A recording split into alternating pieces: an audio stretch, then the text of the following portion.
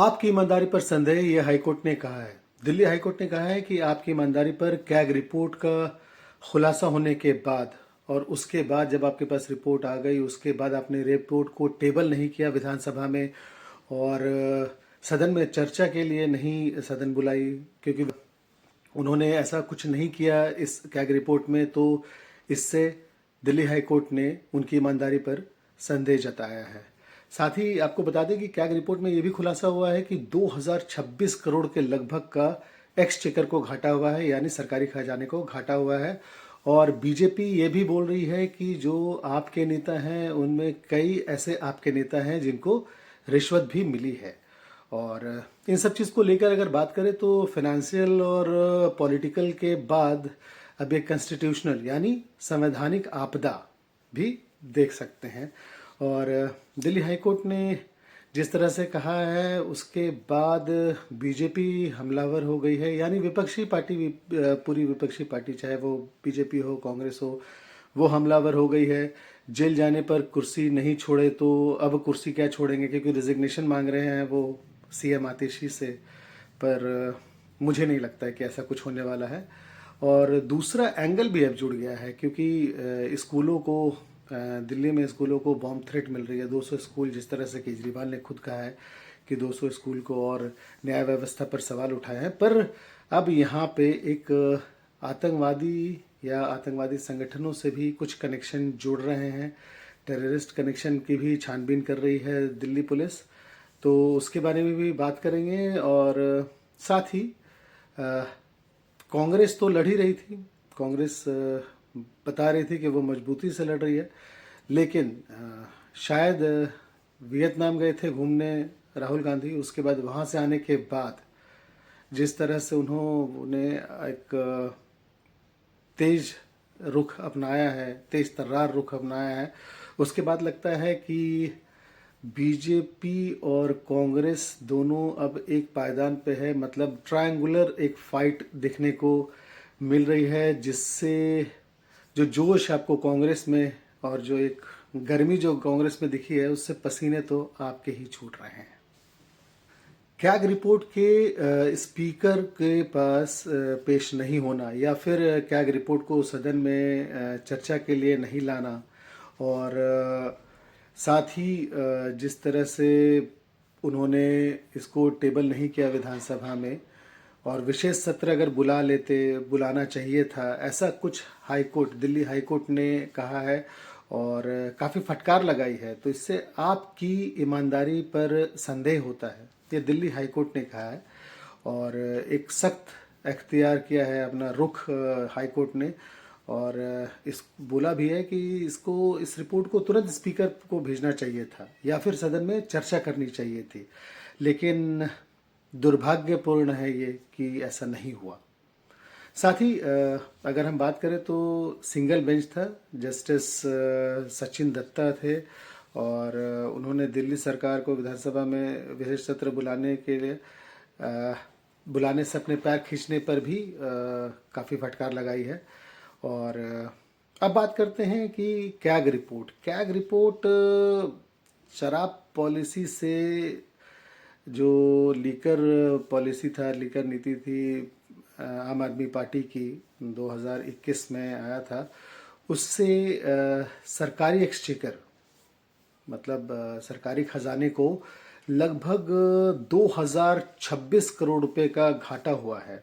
और इस घाटे को लेकर अब बीजेपी जो है काफ़ी हमलावर है, और साथ ही अगर पूरी विपक्षी पार्टी, क्योंकि कांग्रेस भी इसका श्रेय लेना चाह रही है, क्योंकि कांग्रेस ने ही पहली बार शराब घोटाले को पब्लिक में लेके आए थे कि शराब में घोटाला हुआ है, शराब नीति में घोटाला हुआ है। और जो स्वघोषित ईमानदार, कट्टर ईमानदार हैं, उससे अब हाईकोर्ट के इस पूरे जब हाईकोर्ट ने संज्ञान लिया, जब हाईकोर्ट के पास 7 विधायक, दिल्ली बीजेपी के 7 विधायक गए और पिटीशन डाला, एक याचिका दायर की थी और कि कैग रिपोर्ट पेश नहीं हुआ है, तो इस पर पूरे जो आम आदमी पार्टी की ईमानदारी है उस पर प्रश्न चिन्ह तो ज़रूर लग गया है।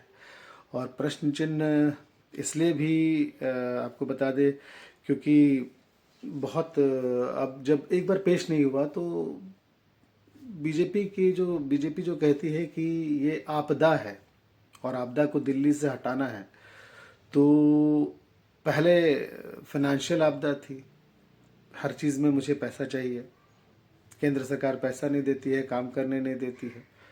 उसके बाद फिर पॉलिटिकल आपदा, पॉलिटिकल आपदा यानी कि जो जितने बड़े नेता हैं उनको जेल भेज देती है, और जेल भेजती है तो जेल भेजने के पीछे भी कारण है कि आपके पास बेल तो मिलने का पूरा चांस होता है अगर आपको कोई गलत तरीके से आपको जेल भेज दे, पर कहीं ना कहीं कुछ देखती है जब कोर्ट, तब फिर आपको जेल में रखती है कि ऐसा ना हो कि आप कुछ गलत ना कर दें। तो ऐसे में जो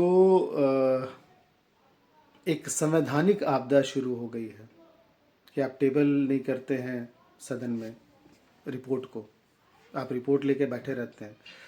6 महीने पहले जिस तरह से बात हुई थी कि उस वक्त पे केजरीवाल थे चीफ मिनिस्टर, और शराब मंत्री डिप्टी चीफ मिनिस्टर वो जेल में थे, पर उसके बाद फिर आतिशी को बना दिया गया। तो ये सब लोग लेके बैठे हुए थे ताकि उनको भी पता था कि इलेक्शन होने वाला है, फरवरी में इलेक्शन, मतदान होंगे, जनवरी में मॉडल कोड ऑफ कंडक्ट आ जाएगा, तो सत्र क्यों ना बाद में बुलाया जाए। तो उनको बहुत विश्वास है कि वो इस बार जीत भी जाएंगे, पर वो उनकी अपनी सोच है। और भाजपा जिस तरह से देख रही है इन सब चीज़ों को, तो भाजपा बता रही है कि केजरीवाल काफ़ी चीख चीख कर बोलते थे कि एक जोड़ी है, डॉक्टर मनमोहन सिंह दिवंगत आत्मा है, तो उनकी और सोनिया गांधी जब कांग्रेस का शासन था तो कहती थी कि जो सुपर पीएम है वो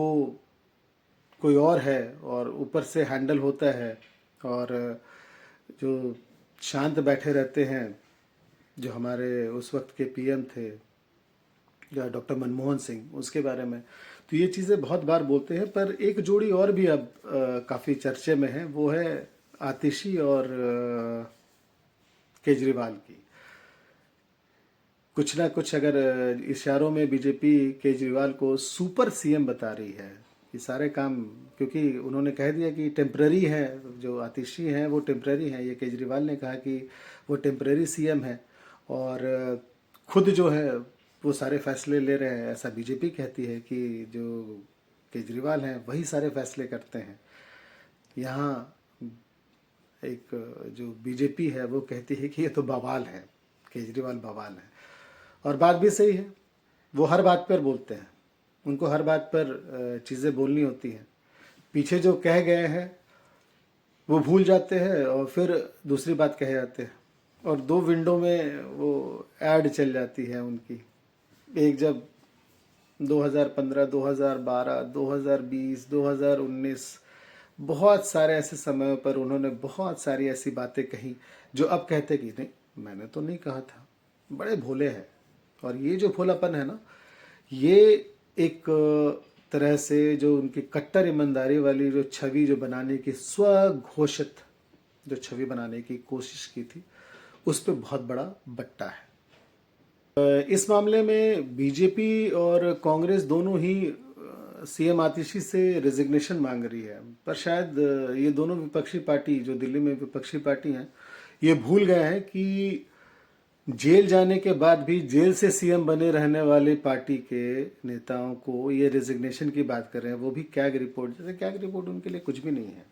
अगर उनकी कैग रिपोर्ट की बात करें तो उनके लिए ये है कि अगले सेशन में जब सरकार बन जाएगी तब फिर से चर्चा कर लेंगे, सदन में चर्चा कर लेंगे, इसमें क्या दिक्कत है। इस तरह की सोच है, और इस तरह की सोच वाले लोगों को अब आप बोलते हैं कि रिजिग्नेशन दीजिए, उस चीज़ पे रिजिग्नेशन दीजिए कि 2021 में आपको बता दें कि लीकर पॉलिसी जो है, शराब नीति लागू हुई थी, और लाइसेंस बांटने, या अगर सही बात कहें तो बंदर बाट, लाइसेंस का जो बंदर बाट है उस पर सवाल काफ़ी खड़े हुए हैं।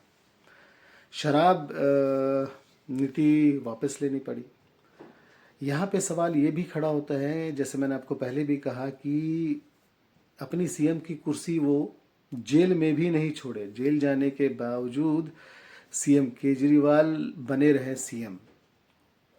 अरविंद केजरीवाल ने कुर्सी नहीं छोड़ी। तो फिर आपको क्या लगता है कि ये जो पॉलिसी लागू हुई है और यहाँ पे जो सवाल खड़ा होता है कि जेल जाने के बाद जो आदमी कुर्सी नहीं छोड़ा, वो इस पॉलिसी को लेकर क्यों वापस लेगा, या फिर कैग जो रिपोर्ट अगर सामने पेश हुई है उसको लेकर आतिशी के अगर इस्तीफे की बात कर रही है विपक्षी पार्टियां, तो क्यों छोड़ेंगी वो कुर्सी। शराब नीति की बारे में बात कर रहा हूँ। शराब नीति में अगर बात करें तो दाल में काला था, लेकिन सीएम केजरीवाल थे उस समय, और डिप्टी सीएम जो कि शराब मंत्री भी थे यानी मनीष सिसोदिया, उनको पद छोड़ना पड़ा।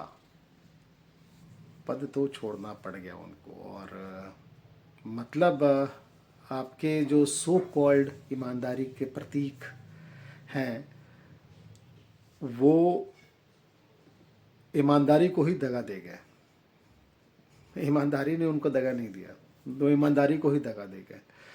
अभी हाल ही में आ गया है कि जिस तरह से मैंने आपको बताया कि केजरीवाल बोल रहे थे कि 200 स्कूलों में थ्रेट आता है, बॉम्ब थ्रेट आता है। न्याय व्यवस्था बिल्कुल चरमरा गई है दिल्ली की, और न्याय व्यवस्था जो है वो दिल्ली पुलिस के हाथों में है, और दिल्ली पुलिस जो है वो गृह मंत्रालय के हाथों में, यानी अमित शाह के इशारों पर यहाँ की पुलिस काम करती है और उन्हीं के देखरेख में, और वही उसके सर्वे सर्वा है। लेकिन अब एक नया एंगल जुड़ गया है। ये एंगल है 200 स्कूलों में, लगभग 200 स्कूलों में थ्रेट मेल के। और यह थ्रेट मेल दिल्ली पुलिस अब बताती है कि एक जुवेनाइल को ज़ीरो इन किया गया है, और उस जुवेनाइल मतलब जो कम एज के लड़के होते हैं जिन्होंने मेल किया होगा, जिसने मेल किया है, उसके पेरेंट्स के बैकग्राउंड को छाना जा रहा है, चेक किया जा रहा है। और ये भी बताया गया है कि उसके पेरेंट्स कुछ ऐसे एनजीओ से उनका जुड़ाव है जो डीप कनेक्शन में इन्वॉल्व हो सकते हैं। अभी तक दिल्ली पुलिस उसके बारे में छानबीन कर रही है। और बीजेपी जो है वो बीजेपी के जो प्रवक्ता हैं, सांसद हैं सुधांशु त्रिवेदी, वो प्रेस कॉन्फ्रेंस करते हैं और कहते हैं कि जो पूरा मामला है वो जो एनजीओ है उससे आपको जोड़कर देखा जा सकता है, क्योंकि दिल्ली पुलिस ने कहा था कि इससे पार्टी के कनेक्शन हो सकता है, किसी एक पार्टी से कनेक्शन है, क्योंकि ये एनजीओ अफजल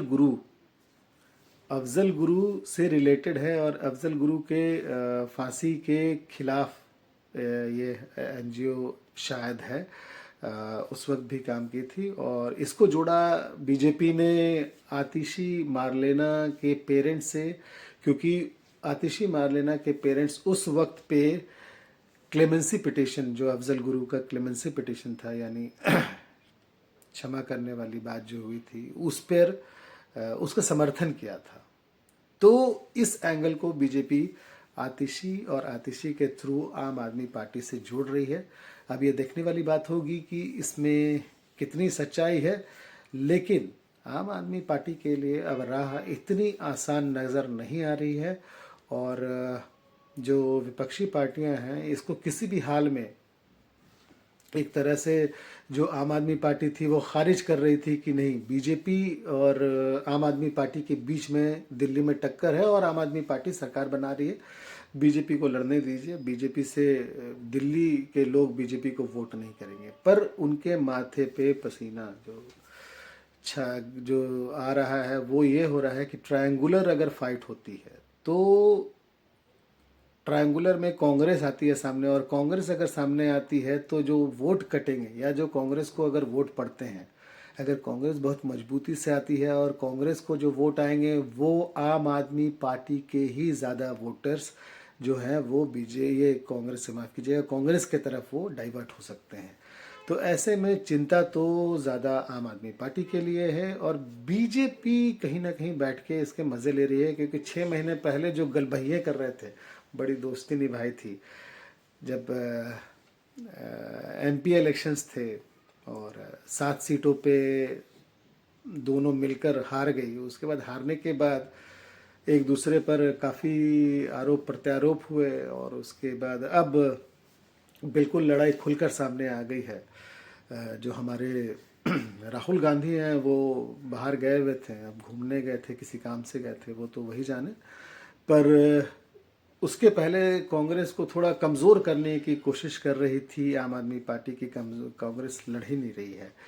और जो दीक्षित हैं, संदीप दीक्षित, जो नई दिल्ली सीट से उनको टिकट मिली है कांग्रेस के तरफ से, वो कह रहे थे कि नहीं कांग्रेस आएगी, कांग्रेस लड़ रही है। लेकिन जब राहुल गांधी वापस आते हैं तो थोड़ा जोश आ जाता है कार्यकर्ताओं में, कांग्रेस के कार्यकर्ताओं में जोश आ गया। उनके जोश और उनके वार्मथ और गर्मी जो अंदर में पैदा हुई है इस ठंड में, वो कहीं ना कहीं जो इफ़ेक्ट है वो आम आदमी पार्टी के सिर पे दिख रही है। उनको चिंताएं की लकीरें कहीं ना कहीं हैं जो छुपाने की पूरी कोशिश कर रही है आम आदमी पार्टी, पर पसीना है, गर्मी लगेगी तो दिखेगा ही।